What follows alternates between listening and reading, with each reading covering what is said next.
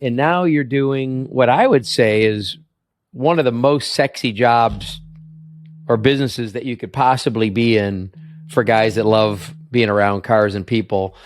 Yeah, well, I moved to Indianapolis to take a job in 3D computer graphics. It was a great job, director of the Design Visualization Center for a company called Thomson, which owned the RCA brand of consumer electronics. By that time, I'd had several years of 3D computer graphics in my background. That was my specialty. So took that job, but in the back of my mind, moving from Chicago to Indy, I mean, I've always been a huge IndyCar fan. And in the back of my mind, I was like, you know what? I don't know what might happen or who I might meet in Indianapolis, but at least I'm in the right town. And so a couple of years after I started working there, I had a coworker who had just started, and he said, hey, I've got a good friend of mine who's an IndyCar driver.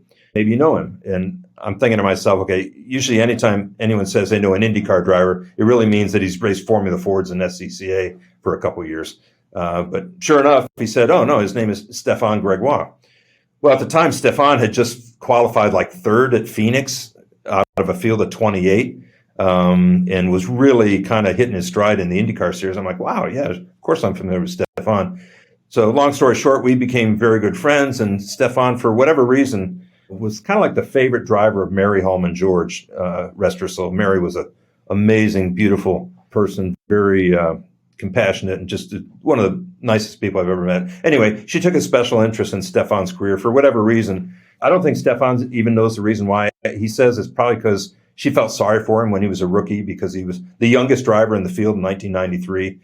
Didn't speak a word of English. His girlfriend, who is now his wife, was 19 years old at the time. She acted as his interpreter. Anyway, Stefan knew the ownership of the Speedway, and after they built the Formula One road course, he said, I don't know why they don't have a driving school at the Speedway. Everywhere in Europe, they all have driving schools, and now that they have the road course, they should have that. And said, Ted, why don't you work on a business plan with me, and I'll, see if I can get it in front of the decision makers at Speedway, and, let's see what they say. Well, it was a 5-year sales process. They never told us no, but never told us yes. And finally, we just said, look, to our main contact there, either feed this or shoot it, but we need to know because we don't want to be chasing this dream the rest of our lives. So anyway, we got the permission to do a driving program at the Speedway, primarily to provide advanced skills training to teenage drivers. Wasn't exactly what we were looking for, but it was a foot in the door. They told us to find our own manufacturer partner. We thought we'd have to use Chevrolets. They said, no, find your own partner. So a local car dealer here, Dennis Reinbold, who owns Dreyer and Reinbold Racing, who's been in the 500 a number of times and was racing in the Indy Racing League at the time with Stefan, or at least at the same time with Stefan, not on the same team. We talked to Dennis, who owned a number of dealerships in town. He said, hey, I'd like to introduce you to the folks at Mini, because this sounds like it's right up their alley. So that's how we got started with Mini. And we've been partners with Mini for 10 years now. So how do you feel about advanced skills driving for young drivers? I know how I feel about it, but I've heard some people say that they're worried about putting their kids in a situation where they can learn to drive more aggressively. And some say if they know what the car will do, then they'll be more respectful. Do you have position on that? Yeah, our experience is that it's the best thing. I can't tell you the number of parents that we heard from that thanked us and said, you know what, my teenage driver got in a situation tonight, and they said if they hadn't had that training at miles ahead, they would have been in an accident. I mean, we have numerous letters and emails from parents like that. So our experience is completely the opposite. In fact, the cool thing that we had is because we're based here in Indianapolis and so many teams and drivers live here, we had Indy 500 drivers instructing these kids. And, in many cases, the Indy 500 drivers are telling the kids the same thing that their parents are telling them, but they're not going to listen to their parents, but they'll listen to an Indy 500 driver. So, that level of influence and credibility was extremely effective. It was a great program. But a lousy business.